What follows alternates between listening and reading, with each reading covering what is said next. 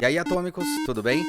Quando a gente vai começar a fazer um trabalho, quando algum cliente solicita um trabalho de um designer, independente se é design de produto, design gráfico, design digital, design de experiência, não importa, quando ele contrata, ele tem algumas expectativas que estão na cabeça deles, assim como o designer também tem algumas expectativas. Existe algum momento que essas expectativas elas passam um pouco do limite. Até onde o designer vai? E até onde o cliente tem que esperar que o designer vá. E também tem a ver com o pedido que esse cliente fez. Então hoje vamos tentar entender um pouco mais o que é o projeto de um designer, quando você contrata um designer ou designer quando você vai fazer um serviço, qual que é o seu projeto, até que ponto você vai, beleza? Então espero que ajude, porque a gente sofre um pouco com isso, né? E os dois lados acabam sofrendo. Não adianta falar que a gente sofre por esse lado, mas a gente entende também o lado do cliente, né? O cliente ele tá na expectativa. Né? E a gente entende o lado dele quando ele às vezes pede alguma coisa. E a gente vai entender esses pormenores que acontecem, tá? Beleza? Então, antes de mais nada, não se esqueça de se inscrever no canal, aperte o sininho para receber mais notificação, tá? Dá joinha aqui, isso é muito importante se você estiver vendo tudo isso aí pelo YouTube e no podcast. Siga a gente aí nos canais do Atomcast. Então, sem mais delongas, olá, meu nome é Hugo Janelli, sou professor universitário, design de produto, sócio criativo e estratégico da Atom Studios, youtuber e podcaster. E já fazem aí 23 anos, desde quando eu me formei lá nos anos 2000, que eu já venho praticando projetos aí na minha carreira. Diversos tipos de projetos, já trabalhei com várias áreas, inclusive até com aplicativo, foi menos, né? Mas trabalhei bastante com aplicativo, trabalhei com algumas áreas gráficas, mais específico, né? Quando a gente começa a sair da faculdade, a gente faz muita coisa gráfica que é mais rápido, né? Mais dinâmico esse projeto. Mas eu dediquei a minha vida, a minha carreira e dedico a ela ainda a construção e a projeto de produto. Independente do projeto de produto, projeto gráfico, design, independente disso, todos os projetos eles são muito parecidos. Afinal, o que é design, né? Eu gosto sempre de salientar para quem está contratando um designer, eu gosto de salientar, design não é desenho, tá? A gente não faz faculdade de drawing, né? Pelo amor de Deus. A faculdade de drawing, né? Todo mundo acha que é só desenho. Não.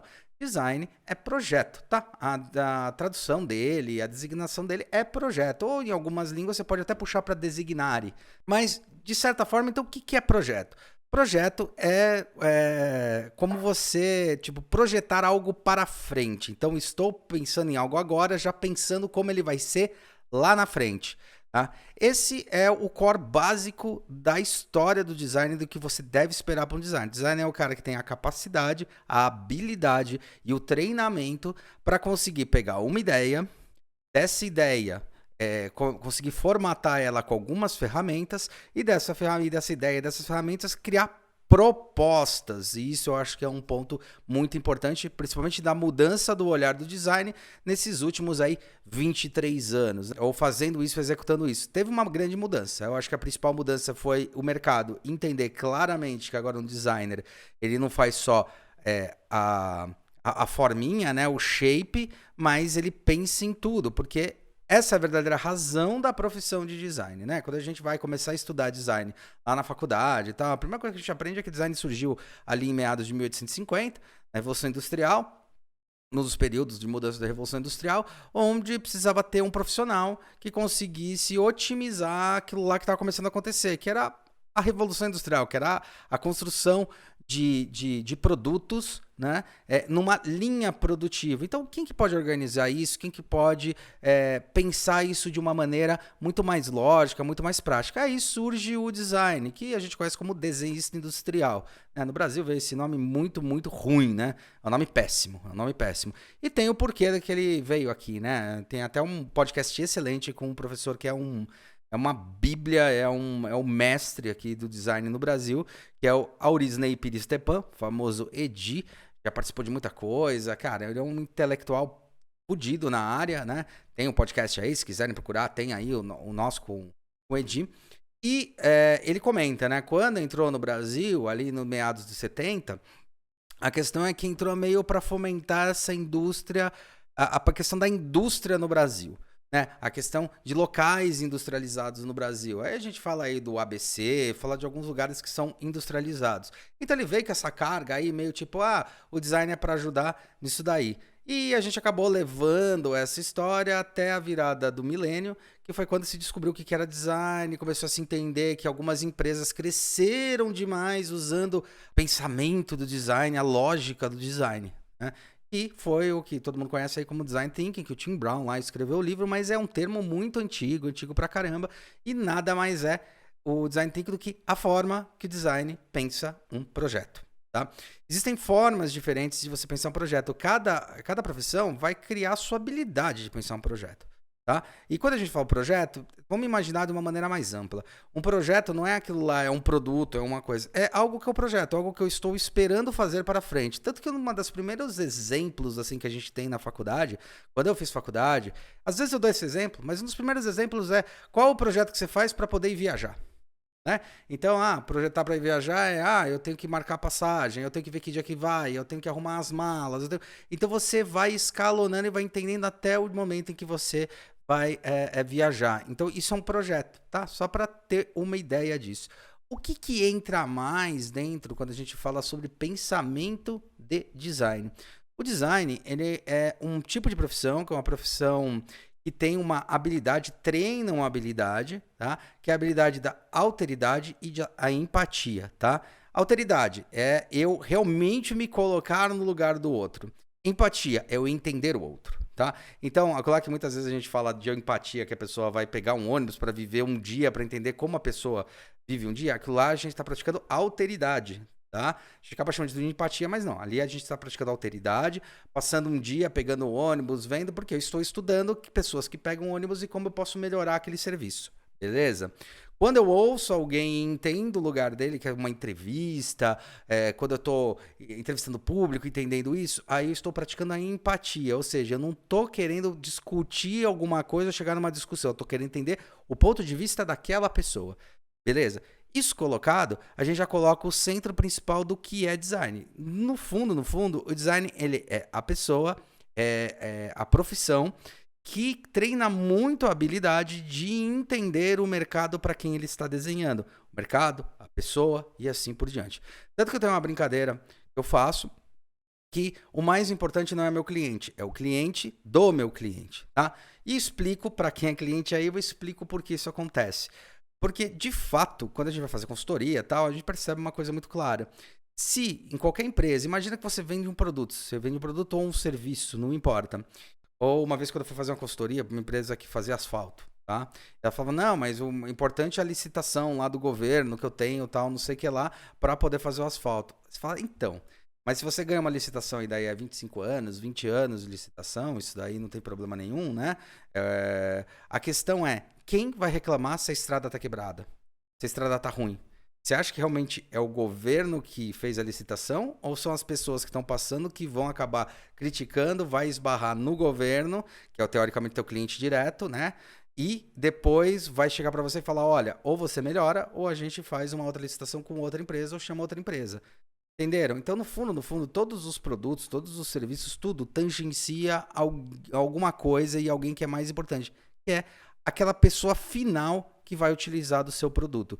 Não necessariamente, eu gosto muito dessa ideia, né? Ele é um cliente, ele vai comprar diretamente, mas às vezes ele está envolvido indiretamente com isso, observando e assim por diante, tá? Tendo uma experiência, entendendo que o seu produto ajuda naquilo, né? Um exemplo bom é quando você tem patrocínio de sei lá, eventos. É um exemplo mais simples, tá? Para mostrar essa coisa que não é o consumo direto, mas é entender que aquela empresa faz alguma coisa. Então, quando você vai numa exposição e tem o patrocínio de uma empresa, a pessoa fala, nossa, essa empresa patrocina, que legal. Então, ela começa a gerar mais confiança até para absorver os produtos ali futuros, tá? Então, nisso, a gente consegue entender que design, quando a gente faz design ou projeto, a gente está entendendo projetar algo para alguém usar. Para alguém entrar em contato. Uma pessoa, um animal, não importa. Tá? Mas é alguém que vai entrar em contato com os nossos produtos e os serviços.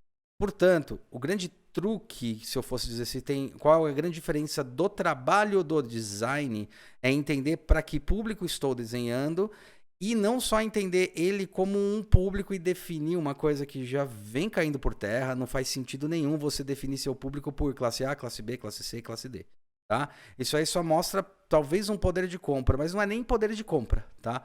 É um termo até errado falar, até vou me corrigir aqui. Não é o poder de compra.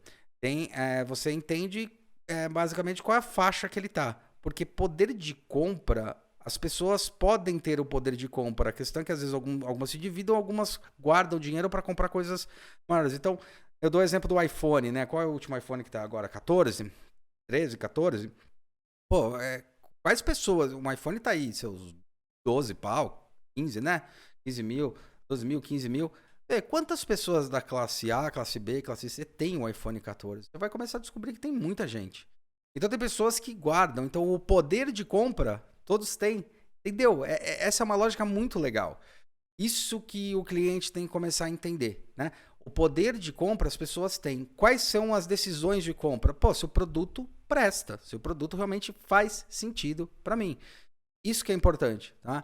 E aí entra justamente essa questão, né? Então já aconteceu de clientes falarem, não, mas meu público ele é da classe C, não vamos fazer alguma coisa. Como não? Né? Você está entregando até que ponto eu posso chegar no limite entre produção e entre o que preciso entregar e chegar num produto de qualidade, tá? Acho que esse é o ponto nevrálgico. E aí a gente entra nas expectativas de cada uma das pontas, tá?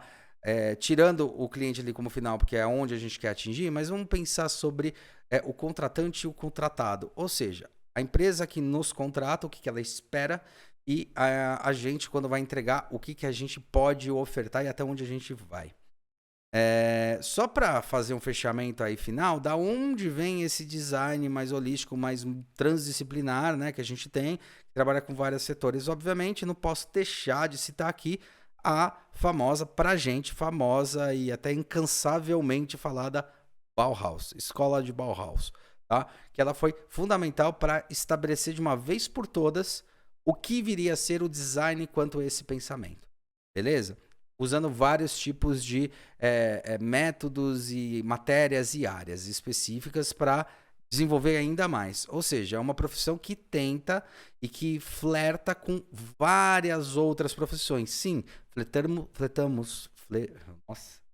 é bom, né? Flertamos muito com o marketing, que parece que é o mais direto, porque afinal a gente está falando com pessoas e o marketing também está falando, com approaches muito parecidos, do neuromarketing, neurobranding e assim por diante, mas flertamos também com a engenharia, quando a gente quer entender como as coisas funcionam e precisa entender para que aquilo execute, com a administração para entender como é que é o fluxo, com o pessoal de máquinas para entender e assim por diante. É por esse motivo que eu sou ali do pessoal que acredita que sim, um designer pode fazer desde uma agulha até um foguete. A questão é, quando você vai fazer a agulha, qual o tamanho da complexidade de estudos que tem em volta? Quando você vai fazer o foguete, qual o tamanho da complexidade de estudos que tem em volta daquilo, tá? Isso é muito importante, beleza? Então, o design, esse é o grande diferencial. Se a gente fosse falar de um grande diferencial do design, é que o design olha como ponto focal, ponto inicial, projetual, para quem eu estou desenhando aquilo. Novamente, não o meu cliente, mas o cliente do meu cliente. Porque se esse meu cliente do meu cliente estiver satisfeito, ele vai continuar consumindo coisas do meu cliente, tá? E aí, vai aumentar lucro, oferta e assim por diante. Bom, quando uma empresa contrata um designer, primeiro é legal cultuar isso daí, tudo que eu falei é inclusive para os empresários e para as pessoas que querem contratar um designer, um serviço design, entender que a gente vai nesse ponto, nesse viés, a gente vai entender onde está a problemática. A gente vai tentar entender isso. Essa é a nossa função. A parte da criatividade, que é uma coisa que muita gente fala, criatividade, eu também queria ser criativo, né? Não consigo, são vocês que conseguem, é o designer e tal. Tem um negócio que eu falo muito, que é assim, o pessoal acha que criatividade no design é o cara ir lá, fumar um beck, não tô falando pra fumar, tá? Pelo amor de Deus, fumar um beck e ter uma ideia. Isso eu acho que é uma coisa interessante pra colocar, porque o que o Beck, né? Quando você fala sobre, quando você vê os estudos do próprio Freud, falando o que representa esse Beck, que representa isso daí quando ele faz o estudo com a maconha, por exemplo, ele descobre que a maconha ela faz você entrar num estado, que é um estado que é de ir atingindo alguns níveis de inconsciência. Na verdade, o que vai acontecendo? Você vai liberando, vai tirando as suas camadas morais e vai conseguindo trabalhar essas camadas morais e ficar meio solto dessas camadas. Então, a impressão que se tem é que a pessoa ela está livre de amarras, então, portanto, ela está permitindo que a sua cabeça seja criativa e viaje para vários pontos. Beleza? Realmente isso acontece, porque segundo os próprios estudos do Freud, mas tomar muito cuidado com isso. Porque essas amarras morais, às vezes elas são amarras morais, amarras para poder de convivência, que, meu, são os limites que você não pode passar, tá? Igual beber cerveja, né? Igual tomar muita cerveja e tal, não sei o que lá. São limites, tá? E não é isso que vai tornar a pessoa mais criativa ou não. E aí a gente pega o ponto, tá? A criatividade, ela não tem a ver com essa liberdade de morais, de tomar e viajar. Não é isso. A criatividade, ela tá mais conectada a uma coisa muito boa que é o poder da divergência, tá? O que é a divergência? Se eu tenho um projeto, uma resposta, vamos fazer uma cadeira como resposta projetual, né? Como alguém pedindo uma cadeira, o que a gente vai atrás? Se você fizer outras cadeiras iguais, né? Tipo, então uma cadeira, vamos resolver uma cadeira. Esse foi o pedido do cliente.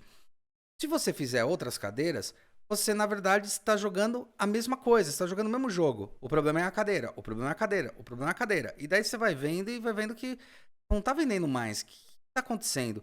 De repente você descobre que o problema não era o desenho da cadeira, o problema não era isso, o problema era, sei lá, o estofado, entendeu? Ou o tecido. Mas como é que se descobriu isso? Dando um exemplo, né? Porque você não tentou entender que o problema era a cadeira. Você tentou entender que o problema é o que está acontecendo quando a pessoa tem que sentar nessa cadeira, quando ela está usando esta cadeira. O que acontece e como a gente pode melhorar isso? Daí, de repente, você descobre que tá grudando muito, o tecido ele faz suar demais, você troca o tecido, resolveu o problema. Não precisa fazer o projeto todo, tá? Esse é o pensamento do design. Ser criativo é pensar de maneira divergente e não convergente. Tá? Convergente, eu tenho uma resposta. Divergente, eu tenho várias respostas para a mesma pergunta. E aí a gente cai na famosa frase do Einstein, né? E como é que você quer respostas diferentes, sempre olhando para a mesma questão, né? Tentando achar, partindo do mesmo pressuposto, né? Então, eu acho legal essa frase porque ela diz justamente isso daí, né? Então, se você quer resposta diferente, olhe de maneira diferente para a pergunta, faça perguntas diferentes. Não tenta fazer a mesma pergunta e achar que vai ter respostas diferentes. Mude a pergunta. A gente fala muito isso, inclusive, nas nossas pesquisas, que são as pesquisas qualitativas que fazemos, ou as entrevistas, que eu expliquei lá no começo, é quando a gente pergunta para as pessoas o que elas fazem, como é que elas fazem, o que elas acham do produto e assim por diante, né? A gente vai entendendo essas necessidades, a gente vai entendendo o que está por trás, quais são os problemas que eles identificam, tá? Então isso é muito importante, daí a gente consegue obter melhores respostas, porque aí a gente sabe fazer as perguntas. Ao entrevistar, ao entender, a gente entende que a pergunta às vezes está errada e muitas vezes ela está errada, tá? E aí chega o ponto dos ônus e bônus, né, do cliente. Então, qual que é o problema nesse quesito do cliente? Ele acha que a pergunta dele está certa e talvez a pergunta não esteja certa. Tá? Mas a pergunta não esteja certa e nem clara, porque ele está olhando sobre o olhar da experiência dele vivida ali. E ele pode falar, mas eu faço isso há 30 anos. Dentro de projeto, tudo que eu já vivi todo esse tempo, posso falar, os 20, 27, 28 anos de projeto, muda. As coisas mudam. As pessoas mudam, as marcas mudam, a sociedade muda. Então, se você está fazendo um projeto da mesma maneira, é óbvio que você vai ter as mesmas respostas, e qual a resposta que você tem agora é que não está vendendo, é que não está tendo sucesso. E um designer está preparado para fazer isso. Só que, qual que é a questão? O cliente tem que estar ciente disso. Tá? Tem que estar ciente de que a nossa primeira função não é desenhar um desenho bonitinho de alguma coisa e entregar. A primeira função é, quem é seu cliente? Deixa eu destruir esse seu briefing, tentar achar outras formas, entender se tem outros caminhos que eu estou identificando, tá? Porque se você continua fazendo da mesma maneira, você uma hora não vai mais funcionar, porque as maneiras mudam. Até porque, falando de negócios, Se você começou um negócio e você está no seu Blue Ocean, quando a gente fala de Blue Ocean, Oceano Azul, é porque eu estou navegando ali tranquilo, porque eu achei um nicho que, cara, eu tô ganhando dinheiro a rodo. De repente, passa 4, 5 anos, você começa a perder dinheiro. E fala, puta, meu, mas tô perdendo dinheiro. Porque no fundo, agora se o que era o seu Blue Ocean virou Red Ocean. Como você ganhou muito dinheiro, muita gente falou, puta, aquele mercado é interessante, né? Então, eu vou atrás daquele mercado. E aparece um monte de players no mercado. E acaba transformando aquilo lá num Red Ocean. Então, Red Ocean é onde tem muito competidor. Quando você tem muito competidor, você está fazendo a mesma coisa, outras pessoas estão fazendo a mesma coisa que você. A briga começa a ser não pela qualidade do produto, começa a ser pelo preço. Quem vende mais barato ganha. Por quê? Porque a qualidade já foi atingida, é isso que é importante. A qualidade naquele estágio que você tá, as outras já atingiram, então agora estão brigando por preço. Tá? O que é sempre inovar? Cara, o que a gente pode melhorar? O que a gente pode fazer? O que pode ser implementado daqui para frente? Então, um trabalho de aplicar um design dentro da empresa é entender isso, entender que você pode ir aplicando projetos. Você pode sim contratar um designer e falar, cara, eu quero pensar projetos para daqui 10 anos. Só que você vai pagar por isso. São horas de trabalho e são pesquisas que não vão falar só o que eu acho. Vão pensar em tendências, assim por diante. Então tem uma pesquisa de levantamento de dados muito forte. Tanto que eu tento treinar os meus alunos, né? Assim como eu faço com os meus clientes, falo com os clientes, treinar os meus alunos a explicar as diferenças, explicar que precisa ser feito pesquisas e mostrar para os clientes que sim, tem como ir projetando lá para frente, mas depende do que vai ser entregue. Tá? Então, o cliente entender isso é fundamental. O que o designer, até onde o designer vai? Então, o designer ele pode pegar o seu briefing, ressignificar, que é o que eu chamo de escopo, você pode chamar de debriefing, rebriefing, tem vários nomes, ressignificar, entender onde realmente ele pode trabalhar com isso. Ele pode sim fazer a pesquisa, que é o famoso, está envolvido o famoso UX, a experiência do usuário, as pesquisas de tendências, pesquisas com o usuário mesmo, fazer todo esse levantamento de dados que a gente fala sobre, sobre a questão da observação. Observamos, entendemos tal, depois a gente faz uma análise e síntese, tá? Que seria uma segunda etapa, assim, no macro, que é pegar esses dados e transformar em gráficos, transformar em número, transformar em tendência, entender quais caminhos podem seguir, como é que pode. É aqui que começa a surgir a possibilidade de criar personas, entender quais são os perfis desses possíveis clientes, quais são os problemas ou não. E aí sim a gente chega na fase da ideação. Chegamos na fase da ideação, começamos a propor ideias. Quando a gente propõe ideias, tá? A gente propõe propostas. E lembrando, as propostas estão alinhadas com a expectativa da empresa, ou seja, o que a empresa vende, que ela é, missão, visão e valor dela, expectativa dos clientes que a gente analisou, dos consumidores, vamos chamar assim que a gente analisou, e aí sim a gente tem as ideias, a gente faz propostas. Então uma proposta não é simplesmente um desenho. Se o designer sai desenhando um desenho no papel para você e ele é muito novo na profissão, é pouco provável que esse desenho seja o final, tá? Por quê? Porque ele não estudou, ele foi pelo um achismo. Designer não trabalha com achismo diretamente. Ele pode criar hipóteses e depois você testa as hipóteses e vê o que funciona e o que não funciona. Ou melhor, para que lado eu vou. Quando você pega um designer mais velho, né, um mais sênior, tipo, que nem no meu tempo de carreira, 23 anos aí oficialmente de carreira, cara, tem alguns projetos que eu já fiz e vários projetos que eu já fiz que eu já sei mais ou menos qual vai ser a resposta. Então eu posso gerar uma hipótese em forma de desenho. Então um desenho, às vezes, que eu gero hoje, é um desenho que eu falo, olha, a gente pode ir por esse caminho. Esse caminho é interessante. Quando eu faço esse desenho, é aquele primeiro desenho, aquele primeiro rascunho que às vezes está na frente do cliente que você pode fazer.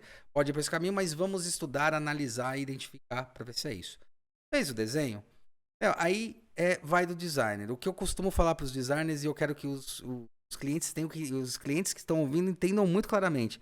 Não é para pedir 500 propostas para um designer. Não existe isso.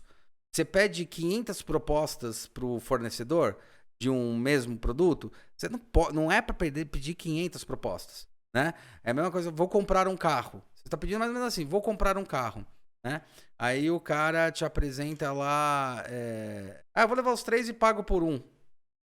Tipo, é mais ou menos isso que às vezes se pede, entendeu? Não, você apresentou os 3 carros, você vai levar um deles.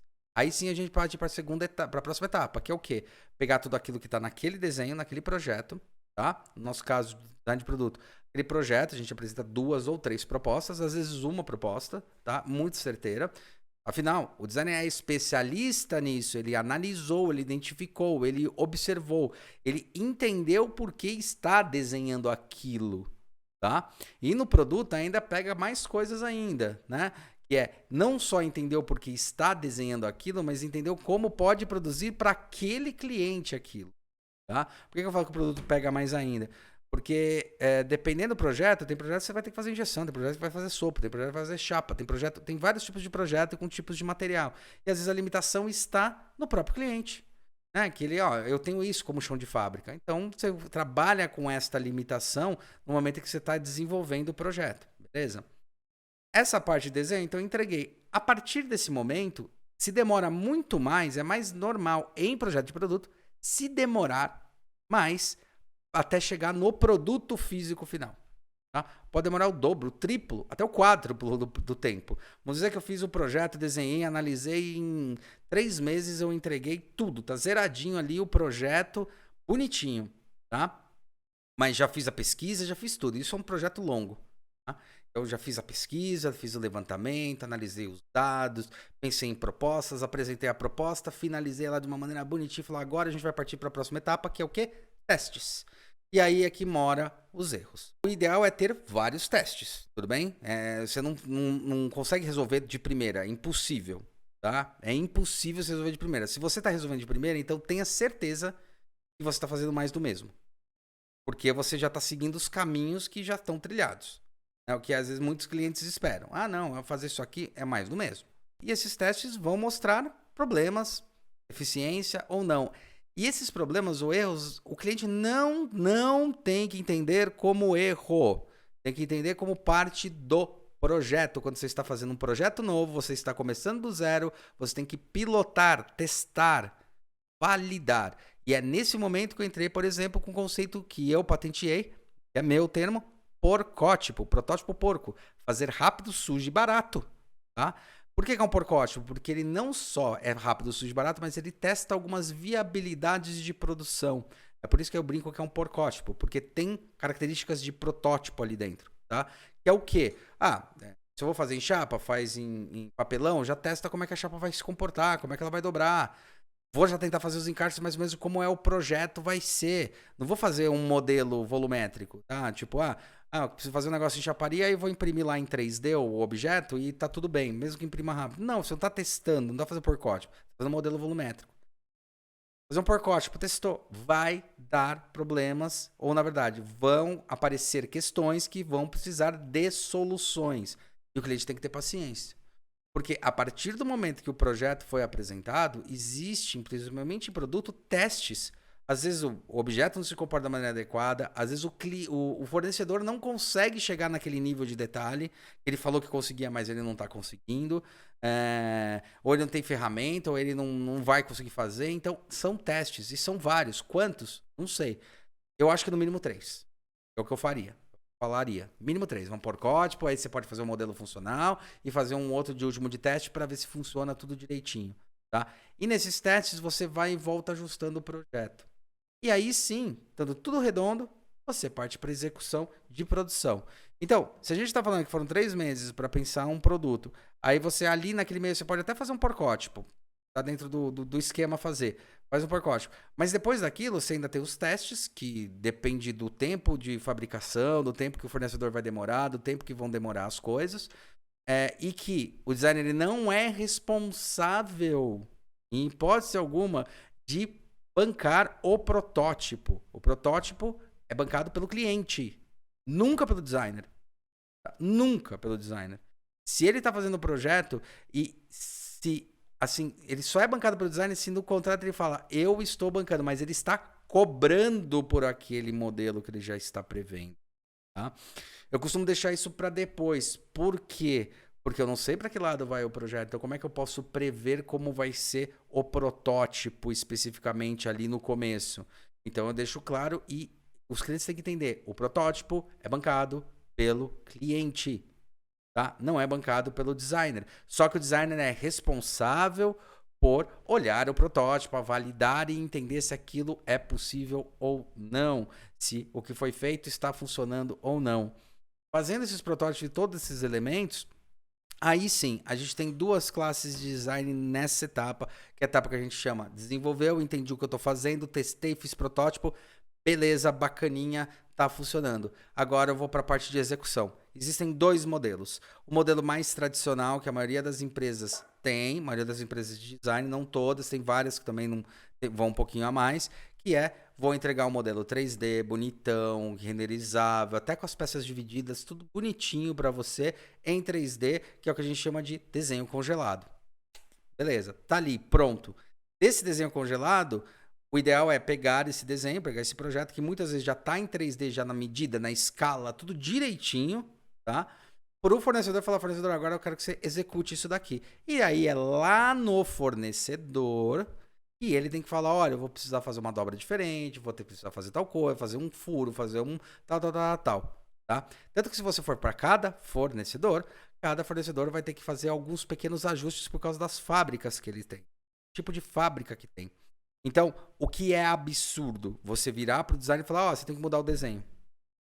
Ah, muda o desenho porque o meu fornecedor não faz. O problema é do fornecedor. Ele é que tem que fazer, porque ele que vai vender o projeto, por ele que vai lucrar com você. Não é a função do designer fazer uma coisa que é um problema da indústria. Até porque um bom designer, ele vai chegar em soluções que dá para ser produzido sim. E quando a gente fala de mudanças, são pequenas mudanças, não são mudanças drásticas. Tá? Você vai fazer em chapa? Pensou em chapa? Ah, uma fábrica ela não faz estampo, mas ela faz dobra. Então, ao invés de ser estampada aqui, a gente vai tentar optar por dobra. É eles que tem que ter a coisa. Entendeu? Esse é um problema gravíssimo. Porque o cliente acha, primeiro fornecedor acha. Isso acontece todo o tempo, tá? Para quem é designer de produto. O fornecedor acha que é o designer que tem que fazer. E o cliente fica, não, mas não é o designer, eu paguei o projeto? Não, o projeto está pronto. Ele está finalizado. Agora é o fornecedor. Não deu para fazer naquele fornecedor? Então, ou ele que se vire para fazer, porque ele vai vender posteriormente, ele que vai lucrar posteriormente com aquilo, ou procura um outro fornecedor que tem habilidade para fazer. Tá? Um projeto ruim é quando você entrega um projeto que você não pensou em nada disso. Você olha o projeto e você não pensou, não tem tudo isso pensado. Aí sim é um problema. Tá? Aí sim o cara não praticou design. Beleza? Somente de produto.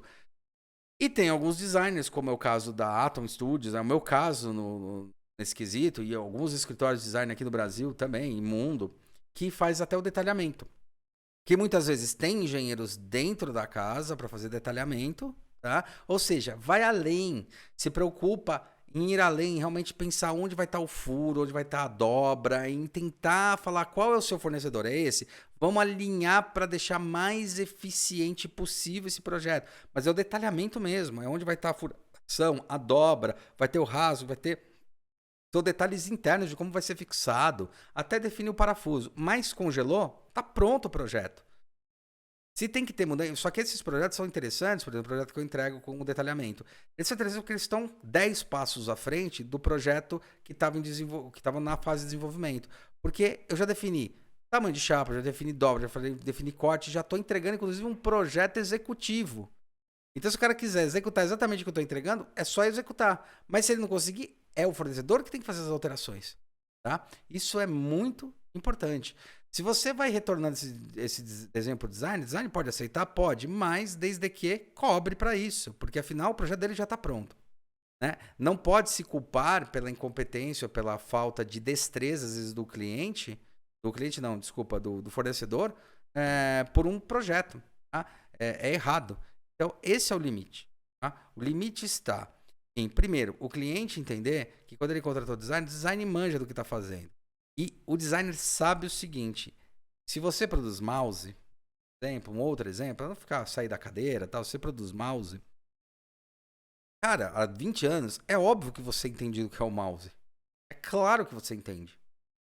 Só que daí você cai numa coisa que é por isso que o designer tá lá, você cai no engessamento. Ah, não, a melhor forma mais eficiente de fazer é essa daqui. Vamos fazer assim, mas como é que você quer melhorar, vender melhor se você continua fazendo da mesma forma? Para isso que você chama um designer. O designer vai fazer o quê? Vai entender. Não tenta entender o seu cliente, ele tenta entender você também, como cliente. O que você precisa, quais são suas limitações, e a gente vai anotando tudo isso como se fossem drives de projeto. fosse limitações de projeto. Meu, ele usa essa máquina, ele faz isso, ele tem componentes eletrônicos, que eu carinhosamente chamo de black box, tudo aquilo que vai dentro dos objetos que a gente monta, né? Tipo, um mouse tem um componente eletrônico, então a gente entende esse black box que tem, as limitações e começa a desenhar com o olhar que o cliente precisa e com o olhar que o cliente do meu cliente ele está pedindo para melhorias e pratica essas duas coisas juntas para conectar. Esse é o papel do design, ele já pensa tudo isso, tá? Então, nosso papel é saber ouvir. Antes de mais nada, um designer ele é tipo um psicólogo. E ouve muito, muito, muito. Cliente do meu cliente, fornecedor, ouve todo mundo. Tá? Ele ouve tanto que tem momentos no design que você que é cliente, que contrata o designer que pensa assim, nossa, você tá ganhando muito, você não tem ideia. E aí o cara fala, não, tudo bem, eu vou fazer esse ajuste. A gente fala, não, deixa eu fazer esse ajuste, eu entendi a problemática ali, eu faço esse ajuste até pra já dar um tapa e melhoro. Mas não era pra fazer. Não era. Oficialmente não era, porque o projeto já tá pronto. Se tem uma incapacidade de um fornecedor, ou uma incapacidade de alguma coisa, a gente tem 2 pontos. Né? Eu tô falando quando o projeto é bem feito. Quando o projeto é mal feito, é óbvio. E não, você vai olhar, não vai ver que o projeto nem dá pra ser executado. Tá? E eu acho que esses são os pontos. Quais são os problemas do design? Que o design ele é muito sonhador. No bom sentido. Não é sonhador que não é pé no chão. Pelo contrário, ele é bem pé no chão. O design é técnico. Entende? Mas ele é sonhador no seguinte, cara, você pode ir além. Saber que com esse projeto você pode fazer isso, depois empilhar isso, depois fazer isso e conseguir bastante coisa. Então, a gente enxerga além daquilo que a gente está fazendo. Quando eu vejo um mouse, eu enxergo coisas. Pô, a pessoa vai jogar, ela vai interagir. Nossa, se o mouse tiver tal coisa, isso aí vai ajudar. Porque a gente enxerga além. A gente não é sonhador de sonhar alguma coisa impossível. É sonhador de entender. A gente, vamos dizer que a gente projeta muito à frente. Tá? Então, acontece. Fora ser extremamente criativo. A profissão de design ela é cultuada, ela é treinada para absorver tudo, para conseguir absorver as coisas. Não dizer não para as coisas, tá? Porque às vezes é sei lá, a resolução de um problema que eu tenho, sei lá, no computador eu vi que a resolução tá lá na cortina. Tá num sistema que eu vi que usa na cortina. Fala, pô, aquilo lá resolve, sabe? A gente tem esse olhar, porque a gente olha cenários análogos, e cenários até diferentes, mas tentando entender a solução e não o objeto. Então a gente olha para um sistema, não como, o sistema é assim, a gente olha e fala, olha como esse sistema trabalha, ele já faz isso com a peça. Pô, se a gente usar o mesmo sistema para esse computador, vai resolver a abertura. Tá? Então, isso são coisas que são importantes. O cliente entendendo isso, ele entende esses quesitos. E daí a gente cai num outro ponto, né? Que é, eu acho que o último grande ponto. O projeto é entregue, quando você recebeu o projeto e viu que ele está entregue, cara, dali para frente depende de você. Depende do cliente. E o cliente, ele tem que ter dentro da equipe dele pessoas hábeis para trabalharem com o projeto. Para serem gestoras de projeto dentro das suas empresas. Tá? O que são gestoras de projeto? Não é a pessoa que vai cobrar o dia que vai entregar. É a pessoa que vai conseguir falar, entendi o que é esse projeto, entendi o que eu tenho na minha mão, inclusive até para cobrar do design o que tem na mão. E agora, se o fornecedor não vai conseguir fazer, ele é que tem que fazer. Ele é que tem que resolver. Né? Porque afinal o projeto está pronto. Então talvez ele não seja o fornecedor. Eu falo muito isso para produto. Né? Para gráfica é muito fácil, né? Quando a gente fala de gráfica, eu tô falando gráfico, pensei num papel muito louco, muito maluco para usar e vou lá na gráfica, puta, não tem esse papel. Pô, mas você não consegue não, é muito caro. Putz, e agora? Aí você tem 2 opções. Acha a gráfica que tem, certo? O papel que você quer. Ou você fala, tá, quais são as opções que você tem? Me dá as opções, tá? Então é nesse quesito. Dentro do trabalho do cliente, então é ele entender isso do design. Só que o design ele é generoso como profissão. Então ele é um cara que está disposto realmente a resolver e a tentar chegar na melhor solução possível. Tá? Quando você pega um design desse tipo, pô, agradeça. Só que aí o cliente ele também tem que entender o limite dele. O limite, cara, ele já te entregou. Daqui para frente, tudo que ele fizer vai estar... Se ele quiser, ele vai estar ajudando. Se ele não quiser, ele já ajudou. Ele já cumpriu a função dele. Tá? E aí a gente volta depois para um projeto de produto, por exemplo, executa o molde, faz e a gente volta, faz parte do pacote, obviamente, a gente voltar e falar, deixa eu verificar como está o produto, deixa eu verificar se na fábrica está funcionando, deixa eu entender se está funcionando, tem algum ajuste ou não, como é que tá, a gente acompanha essa finalização. E às vezes, dependendo do projeto, tipo, projeto de injeção de alguma peça, que você tá com uma peça mais complexa, cara, um molde pode demorar 60 dias, 90 dias, 120 dias para ficar pronto. O molde, a cavidade do molde. Olha só que maluquice. Às vezes quer acelerar o design, o trabalho do designer, que é um trabalho super delicado e que ele está entendendo essas demandas, e daí na produção entende que não, a ferramenta vai demorar isso, tá? Então isso é uma coisa muito importante para se entender. Em resumo, de tudo isso que eu acho que é muito legal a gente colocar, é que sim, tem ônus e bônus para cada lado. O designer, ele sabe o que faz, quando é um designer bom, ele sabe o que faz, ele faz a pesquisa, faz a análise, entende o projeto. Esse é o trabalho do design, tá? Quando você está pedindo para ele fazer a casquinha, tem um termo para isso, eu esqueci até de dizer, chama facelift. Eu vou fazer o facelift. Aí se você pede para um designer fazer o facelift, o trabalho dele é fazer o facelift. O que é o facelift? Essa casquinha que todo mundo acha que design faz. Essa casquinha. Tem um nome. Facelift. Se ele é contratado para fazer facelift, ele é contratado para fazer facelift. Isso quer dizer o quê? Ele vai deixar uma forma linda e maravilhosa. Ele pode até modelar no 3D. Mas você fala, não, mas e executar aqui, botar os componentes? Não, você não contratou esse serviço. Por isso é que, de repente, você pode estar pagando mais barato do que o outro que você olhou e falou, ah, mas ele cobrou o triplo do preço, esse aqui cobrou 1/3, porque você pediu facelift. E ele entregou facelift. E se você perguntar para o outro designer, provavelmente o preço ia ser a mesma coisa, tá? Que é facelift. Ou seja, eu quero facelift do mouse. O que eu faço com o facelift? Desenho o mouse, desenho uma forma bonita, linda, maravilhosa, espetacular, pirando, tal, não sei o que lá. Ah, não, mas tem a junção entre uma peça e outra. Meu, não é da alçada do que você me pediu. Você me pediu facelift. Tá? Então isso é muito importante. Agora, quando você pede um trabalho no designer, espere isso do designer. Tá? Ele vai te ajudar, ele vai te apoiar em muitos fatores. Para a área do cliente, o cliente entender isso, entender que também o trabalho do design ele é constante num projeto. Tá? Então, raramente ele vai querer, um bom designer, ele raramente vai querer, literalmente, botar na bunda do outro o problema. Somente quando você contrata uma agência, tipo, minha agência, eu não gosto de botar na bunda de ninguém. Quando eu falo botar na bunda de ninguém, não, a culpa é dele. Não gosto, tá? Não é a função é tentar fazer o melhor possível. Só que tem um limite. Quando a gente percebe que esse limite passou, que é tipo, mas não depende mais da gente. Agora é uma incapacidade ou do fornecedor, ou do produtor, ou do coisa, e não tem a ver com o desenho que tá ruim. Mas o desenho tá lógico, tá bom, tá excelente. Mas é isso. O cliente entendendo isso, perfeito, porque ele sabe de onde cobrar. Tá? Ele sabe de onde cobrar e por que tá cobrando aquilo. Tá?